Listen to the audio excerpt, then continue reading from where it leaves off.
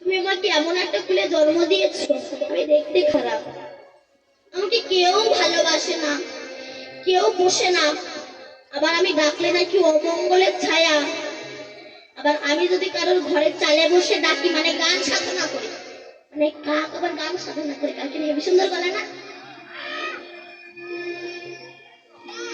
সুন্দর না, সবাই আমাকে ঢিল ছুঁড়ে মারে, আমার ডিজাইনটা একটু সুন্দর করে দাও না। রামচন্দ্র বলল, ওটা তোমার দোষ নয়, তোমার আহারের দোষ।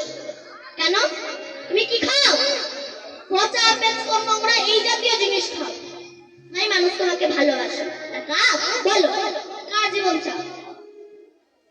বলে আমাকে কাজ করুন, আমাকে হাঁসের জীবন করে দিন।